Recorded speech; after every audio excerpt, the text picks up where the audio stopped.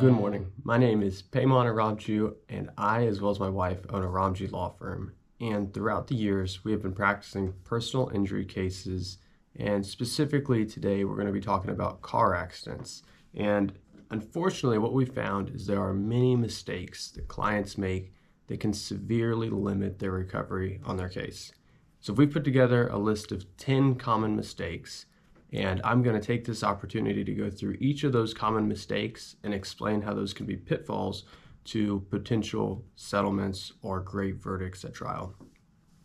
The first mistake that I want to talk about is failing to check for injuries. Often when people get involved in a car accident, it's a crazy event that they hadn't expected, and they're shaken up, they're uncertain, and they don't know what to do. And so what will happen is as that adrenaline is pumping, they'll say, "I'm fine." They'll even tell the paramedics, they'll tell the officers, they'll tell other witnesses at the accident scene, they'll say, "I'm fine." And the problem is that when you say you're fine, all of the associated documents, medical records, police reports are going to indicate that you were fine, when in reality, you may not be fine. So it'll be critical that if you're involved in an accident, that you make sure to say, "I don't know. The accident just happened, and I need to check for injuries." And one of the mistakes that people commonly make is they do not get checked for injuries. Take the time to go see your primary care doctor. If you have a chiropractor you routinely see, go see your chiropractor. If there's anything that you're dealing with subsequent to the accident that may be caused by the accident, get it checked out. The longer you wait to get checked for injuries, the more suspicion the adjusters are going to have, and they're going to claim that this was either a pre-existing condition or it's a condition that wasn't caused by the accident. Second mistake, not calling the police. Now, I'm not going to say that you have to call the police in every accident. In fact, I had done a podcast with a sheriff, and there are some suggestions that maybe there are times that you don't call the police. But one of the great things about calling police officers is that they can provide photos, they can do accident diagrams, and they can take down witnesses and gather evidence from the accident. It's important that if you're involved in an accident, you take steps necessary to get all the information to collect from the witnesses and the other drivers so that if you're going to work on a case later on, you have the information accessible. But let's be real, that can be an intimidating and a scary process, and you're already shaken up from being involved in an accident. So one way to deal with all of that is to call the officer and make sure the police department is involved in investigating the accident in some regard. They may issue citations to the other driver. They may do additional steps to make sure that information is gathered for their own investigation. But one way that you can deal with all of the chaos associated with the accident is to call and speak to officers. Oftentimes people get escalated, road rage happens, and all sorts of other events may take place. Having officers present at the scene can make sure that traffic is going around you safely, can make sure that you guys get in contact with the associated people such as tow truck drivers, and can really make the whole accident process a little more simple. Mistake number 3 is admitting fault. Now, you'll oftentimes hear attorneys say things like, "Don't say sorry, don't say you did it, don't say it was your fault." And here's why. Anything you say, although this isn't a criminal matter, may come up in a trial at a later date. There are some rules of evidence which say that if at one point you make one statement and at another point you make another statement, that the jury gets to hear the two statements to decide which one they should believe. If you get involved in an accident, there may be all sorts of causes. A lot of times people, just because they're conflict avoidant, they want to say, "I'm sorry," even though they didn't do anything wrong. How many times have you been bumped into at the grocery store, or you shut a door and you didn't realize that there was someone behind you, or maybe you were walking one way, you accidentally brushed against somebody, and you just say you're sorry, but you may not have even done anything wrong. Maybe they were running too fast, maybe they popped out of nowhere. So one of the things that's important is that you do not admit fault. Don't even talk about fault. The critical things at an accident scene is to make sure that you get the medical attention that you need promptly, and that you get the information necessary in order to resolve and investigate the claim at a later date. It is not an opportunity for you to say who did what and why it's their fault or your fault. In fact, if you try to dig into whose fault it is. You may just stir the pot and make people mad. One thing you can control is what you say and what you do, and I'd urge you to not admit fault. Don't say anything in regards to whose fault it is as to why the accident happened. Again, everything that's said can potentially come up at a later date. If police officers are there and hear the statements, they may write those down in a police report, and it may severely limit a future recovery if you admit fault to avoid conflict or just to be nice. Mistake number 4. Too often when clients come to us, we are trying to do our own investigation. We're trying to talk to witnesses, we're trying to get photos, and we're trying to figure out exactly how we can present the case to successfully advocate for our client. The unfortunate reality is that oftentimes our clients don't get any evidence.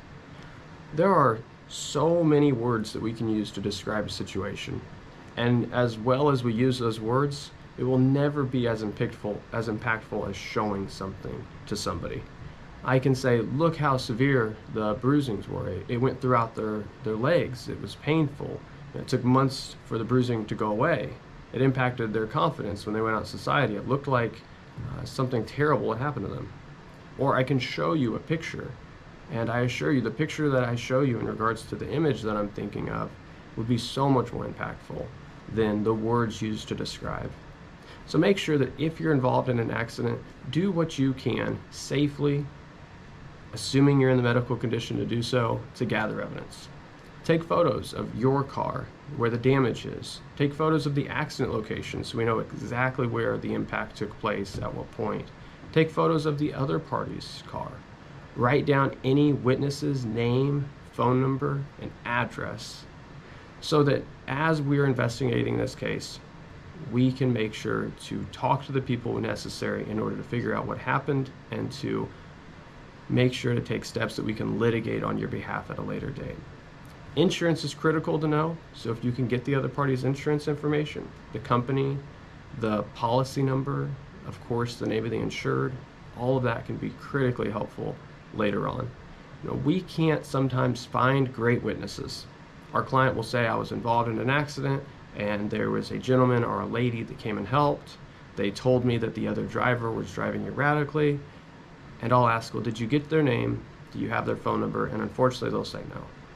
If it's not listed in the police report, if the other driver didn't get it, there's a strong likelihood that person is not ever going to be accessible to us. So make sure to take the time to gather evidence so that we can litigate the case and investigate the case fully. Mistake number 5 is unfortunately not exchanging information. So recognize that if you don't call a police officer and they don't come to the scene and prepare a police report, which sometimes they don't prepare reports, and imagine that the other driver, you don't get their information, phone number, insurance information, that can be extremely difficult to find out who that person is in order to further your case along. If you get their driver's driver's plate, then of course we can look up that license plate and we can find out who the person is. But if you don't get their name and their number and their license plate, it's going to be a real challenge to get that person, especially when there's no police report. So make sure that at a very minimum, if you're involved in an accident, get the bare minimum information necessary, which I'll tell you is going to be the name, first and last name of the other driver, their insurance information, a photo of their license plate. That will assure us that we can get the information to further push the case along.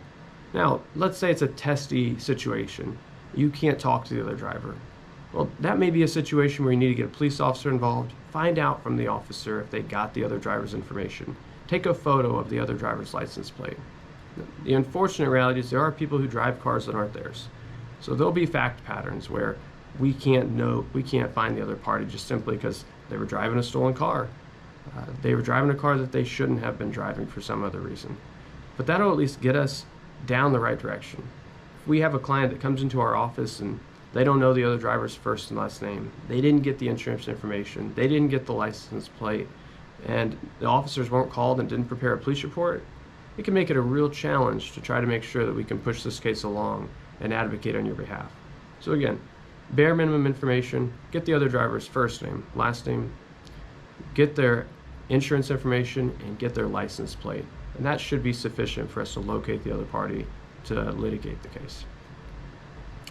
Mistake number 6. Now, unfortunately, when somebody's involved in an accident, there may be a lot of medical care that they have to have throughout the upcoming weeks, months, and years. And the unfortunate truth is we're all busy. We've got jobs and families and responsibilities, but one mistake is failing to follow through with medical care. If you don't follow through with medical care, the image that will be created is that you weren't that hurt. Further, you're not going to get all the way better. If you're involved in an accident, make sure that you immediately get treatment, make sure you follow all of your medical professional's advice, and make sure you finish all treatment that the doctor suggests you should have. If the doctor says do 12 weeks of PT, well, do 12 weeks of PT. Don't stop at 6 weeks. Also, don't wait to do it. As soon as the doctor says to do something, whether it be a specialist that you need to visit, whether it be physical therapy, whether it be medication for pain, make sure to follow all the steps of the doctor. If there are reasons you can't do it, then talk to your doctor about it. Say, for these reasons, I can't take these medications. Maybe you have an intolerance to the medication, or maybe there's an addictive history to the medication. Well, have those conversations so that you can head down a path that you can fully utilize in order to get better. But do not fail to follow through with the medical care. It will create an image that you're not hurt, and it will make an image that you do not care about what's going on. One of the first things we have to do is get your medical records. And if we get your medical records and there's incomplete treatment, I assure you that the adjuster is going to look at the case through a different lens than if we follow through with all the medical care that's prescribed. Mistake number 8, and I'm unfortunately personally familiar with this one, is settling too quickly. Back in 2008, my wife and I were involved in an accident. We were excited to hear from the adjuster because they made quick offers to us. But the problem is that if you settle too quickly, you will not be able to understand and grasp the full scope of the injuries that you may have experienced. You may have injuries that are going to resolve themselves in a couple weeks to maybe a couple months once the adrenaline and the swelling and everything calms down and cools down. But there may be injuries that you may not discover for several months after. Maybe after you do PT, you go in for an MRI, you find out there's some underlying causes to the injuries, and you might be prescribed to see a specialist, and the specialist may say that you need to have surgery. If you settle too quickly, the problem is that you may not fully grasp all the injuries associated with your accident. And so take the time to get through all of your medical care.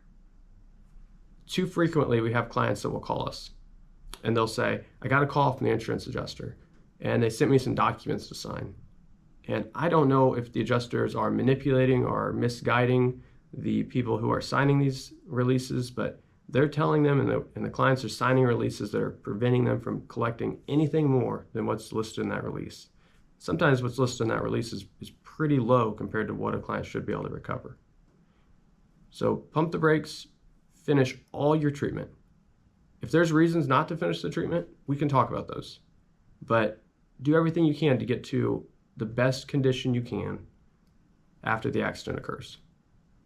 So following up on that, mistake number 9, and this is a big one, not consulting with an attorney. If you're involved in a motor vehicle accident, there are so many attorneys that will talk to you for free. In fact, they're excited to get your phone call. And if you've got questions that they can answer, well, they'll answer those questions. So talk with counsel. Do not sign any documents, without consulting with attorneys. There'll be insurance companies that will ask for HIPAA releases, and they'll have our clients releasing all of their medical records. There'll be insurance companies that ask for general releases, and our clients will be releasing any and all liability from any party in the accident. And if you've come to us and you've taken those steps, you may be 100% limited from recovering anything greater than what you've already done by signing that release. So make sure to consult with an attorney. If you sign a HIPAA release and the insurance company is able to get all of your medical records, despite the fact that it's not relevant and it's extremely historical. In some of these cases, we have clients that have had injuries 20 years ago. And what will happen is the insurance company will get those medical records and they'll make an argument that, look, 20 years ago you injured this part of the body. We think that this accident may have made the injury worse, but we don't think it caused it. And we're going to extremely limit the offer that we make because we don't think the injury is caused to the extent that you're suggesting because you had this prior existing condition. So don't sign any documents. Talk to an attorney before you sign anything so that you don't limit yourself from recovering. It is terribly unfortunate when we have a great policy, a lot of insurance coverage, and a lot of damages that our clients have suffered. And they come into our office and they say, I'd like to hire you to represent me. We contact the insurance company and we get a signed release back saying, look, the client's already resolved this claim. And if we don't have a legal basis for setting that release aside, that may be it. You may have severely limited your recovery. So please, again, don't sign anything until you've consulted with an attorney. Finally, mistake number 10, posting on social media. So here's why social media, it can be so harmful to your case. We, as well as any other attorney who's investigating a case, will check social media. And when you post on social media, even the most minute, minor, silly thing, the insurance counsel, the insurance companies, the defense attorneys, all will be looking to see what's been posted online. And you may say something as silly as, I had a great day. You may say something like, I went to the zoo. And what the defense counsel will interpret that as is the injuries must not be that significant. You've been complaining of knee pain, but you spent the day walking around at the zoo. And those silly little messages can create interruptions in your case to where now they have an argument that injuries must not have been that bad. They were out enjoying life. They were complaining and saying that this is having a traumatic emotional impact on their life. But when you look at their social media account, it looks like they're enjoying life. We have a social media policy here, and we talk about it with every client at their initial meeting. And the policy is don't use social media. Because there's no way to help a client understand what they can and can't post online. So we've created a policy across the board, don't post on social media. Because here's the truth. We all know that what's on social media does not accurately represent what's going on in our life. If you read through social media, you're going to see many profiles in which it looks like people are living large, having a great time. But as you dig in, you may realize maybe they're going through tough times. Maybe they've had a loss of a family member. Maybe they're suffering from depression.